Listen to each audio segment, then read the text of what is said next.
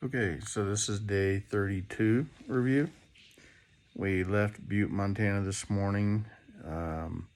It was a pretty day, but it was pretty chilly. It had rained a good part of the night before. The bikes were all wet. The streets were still wet. We actually got out of the hotel parking lot pretty close to 9, right at 9, I think. Spent a little time at a local gas station grabbing something for breakfast because it's a cool hotel, the Hotel Finland, but they don't have any kind of breakfast.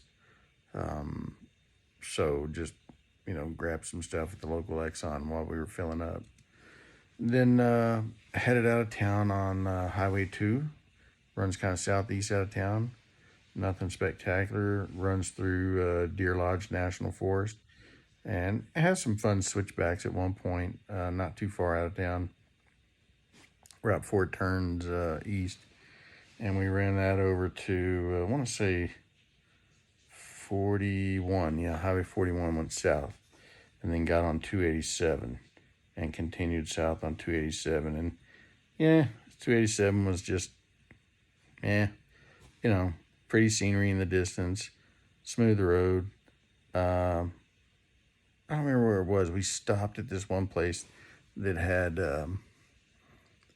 mining equipment on the side. They had like some of the elevators that, they would raise and lower the men with. They had huge gear rings, for turning whatever you call the tower, for lifting the cable, running the winches and all that kind of stuff. And they had the wheels that were on top of the tower where the cable went from the winch up over the top of the tower and down the hole. They had a whole bunch of those. They had 3 or 4 of the really big dump truck tires, which is more modern, but still mining related. But they just had a lot of the old mining equipment that they had collected and put in one place. And it was like someone's front yard. I mean, it was private property, so I stayed out of it, just kind of walked around the edge, taking pictures and stuff. But that was pretty cool. I don't remember where we were. We were cutting through another little town, Twin Bridges. I think we were leaving Twin Bridges, or maybe Sheridan. But it's an area where they had done a lot of dredge mining. So you're driving down the road and there's these big, long piles of huge gravel, like river gravel, big rocks. And then there would be like a little lake and then another big pile. And these are like long, skinny lakes with long, skinny piles in between them. And they would just go in there and dredge and hydromine and dump the excess stuff that didn't have gold in it. And they just left all these huge piles. And this goes for miles and miles down the road. And eventually we're going down the road and we see another one of these front yard museums, and we pull in. It was really cool because they actually had an old dredging barge. I want to say it was one of the biggest ones made according to the sign. But the thing could excavate ridiculous, couple 2,000 tons a day, or I mean, it was ridiculous how much it could do. And they were going for gold, and they would just run up this creek dredging like crazy. And I can't remember how much money they said they got out of it, but it's quite a bit. And there's still gold there. I mean, there's still people that'll go out and try to mine, estate claims, all that kind of stuff. There's a lot of places around here where you can do that. There's gold clubs. I know they do the same thing around Grand Junction, Colorado, out south of Gateway on 141 or 145. I can't remember what number it is. It runs down to Nature Rita. And I actually stopped and talked to a guy one time, and he got kind of jumpy until he realized I was just an idiot on a motorcycle that wasn't there to rob him, But he was actually mining for gold, and he said he does find some, so it's kind of interesting. But got lots of pictures of that because it was just a lot of really cool old equipment, crushers. Had these grinding mill that had like 3 massive steel wheels in it that would spin and just grind the ore to a pulp. And they used mercury, to extract out the gold. And I guess, that's in the days where they figured out mercury kills you, makes you go crazy, mad as a hatter. But it was really cool. So got a lot of pictures of that. Again, just droning down the highway. We eventually got to a little town called Alder. And we turned south on, oh, what is it? Ruby Road. There's a dam. The Ruby River goes down to the Ruby River Reservoir. I'll say that 10 times fast. I think the road's like 347 or 367. I can't read it. But that was a nice road. It was dirt. It was really wide, very hard packed, very clean. It didn't have a lot of loose anything on it. There was a lot of not road construction, but guys like, running like probably high speed internet out to all these farms and everything that were out there. They were running cables, the big orange plastic cables, and they had this massive trenching machine that had a big wheel on the front of it, the cutting wheel, that was probably 10 feet in diameter. Big, huge steel teeth on the end of it so it could just dig right through the rock. I would love to watch it run. I'm sure it makes a god awful noise, but it would be cool to watch. So every now and then we had to slow down, just get around those guys. No big deal. But that was just a real fun road. But eventually, we got the road I was heading for is Gravelly Road, and that's down past the reservoir ways quite a bit, and it turns east away from the river, and it gets narrow. I mean, it's basically a one-lane road, but it was a pretty good quality gravel road, but there is loose gravel on it, fairly large, not a lot. You just have to be careful. It was kind of up and down, back and forth, had some tight corners, and eventually we came to a little area where there was like a camp area, and there were some people camping there, and you turn and you start going up this hill, and it's moderately steep, not really any steeper than some of the stuff we've already done on the trip, but you come around a corner and there's this really sharp hairpin corner and a lot of loose gravel, and it's rough on the inside. So Sarah tried to go wide, and I was down behind her. I had stopped. Daniel had already gone through it. And I heard her kind of like, and she went to there's a big rut as soon as you come around the corner. And she's trying to clear that rut. And then one thing led to another, and she just got offline and went over to the left side. And it's one of these roads that has it's not a ditch. It's maybe a foot wide, 8-9 inches deep, and the road just slopes down into it, and the front wheel just tucked down into that little ditch, and the back wheel followed, and she was going maybe 3 or 4 miles an hour, and the bike went down on its right side, and she kind of landed on her thigh and her bottom. She's fine, really not happy, as you can imagine. And I'm gonna give you one guess what part of that bike got messed up, and it wasn't the handguards. So we were kind of in a pickle how to get it fixed. We were waiting for Daniel to come back. He came back pretty quick, and made sure everything was good. Got his bike parked where it would be out of the way for traffic. My bike was still kind of blocking the road, and sure enough, a truck comes around the corner just a few minutes later. A guy named Luke. What was it? Luke? Nick? No. And Lars. Lars. It was Lars and Nick. Don't know their last names. Awesome. Two really nice guys that helped us out in a pinch and just showed up right when they were needed and had what we needed. So we got the bike up right. Stupid brake lever is pressled back on itself 180 degrees again. It didn't bend where the weld was, and it didn't break where the weld was, but it was bent so far back it was on top of the foot peg.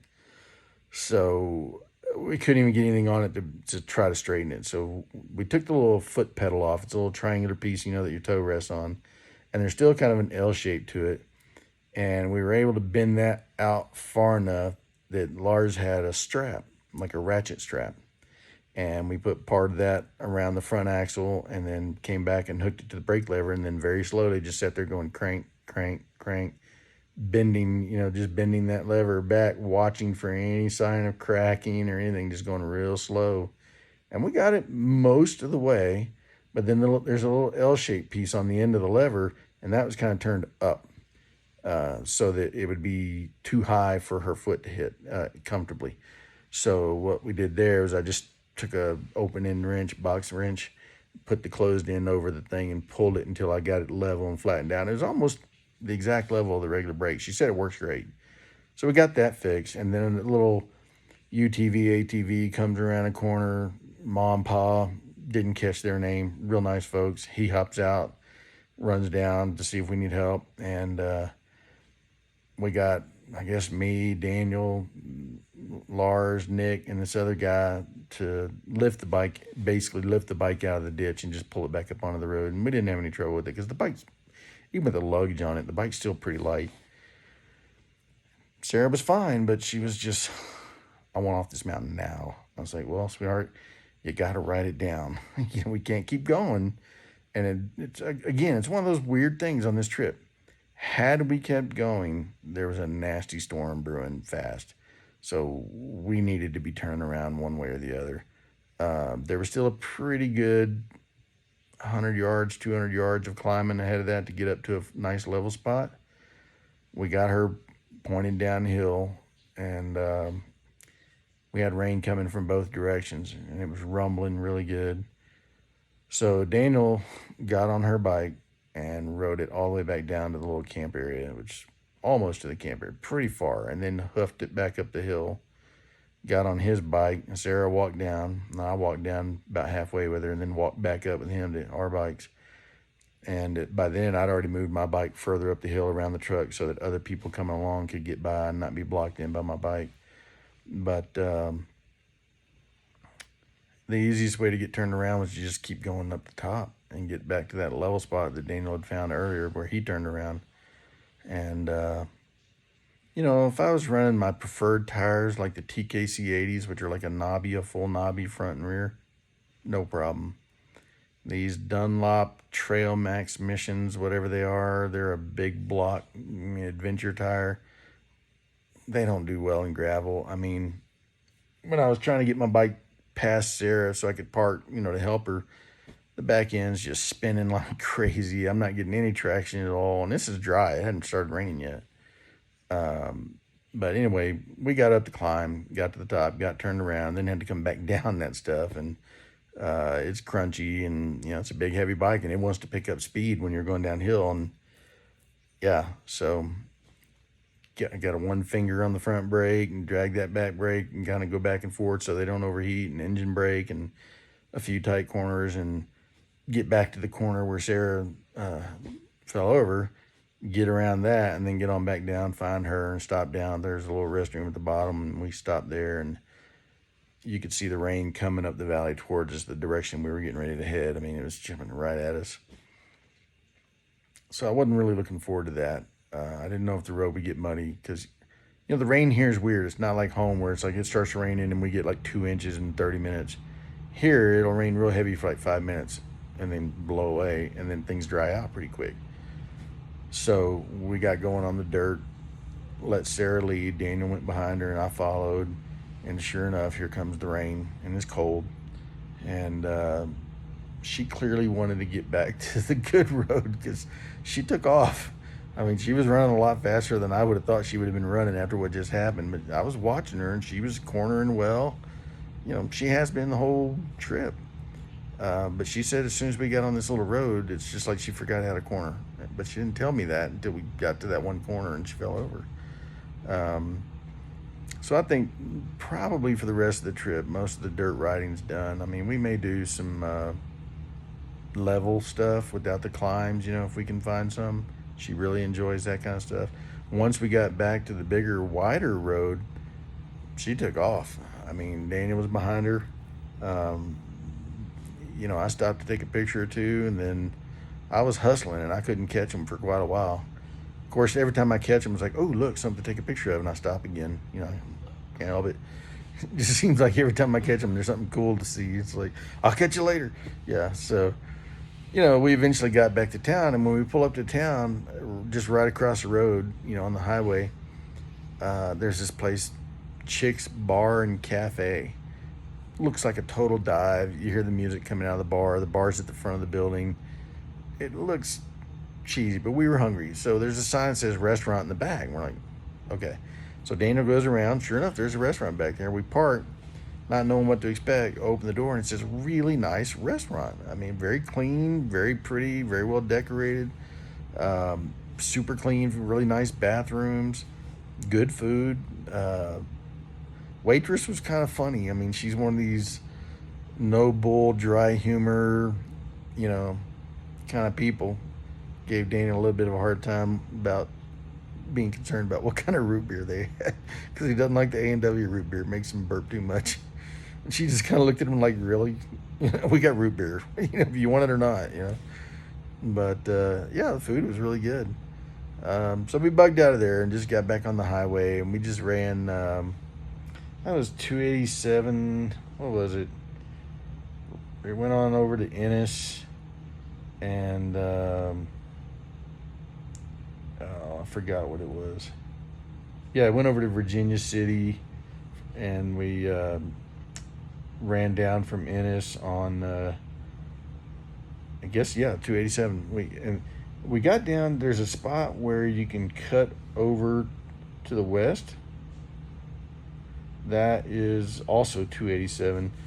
So we just basically followed 287, and it goes past this really cool lake, lots of dead trees in it. I don't know what the story is there. Just real pretty, real twisty, a lot of fun. Sarah and Daniel were hauling on that road because I couldn't catch them.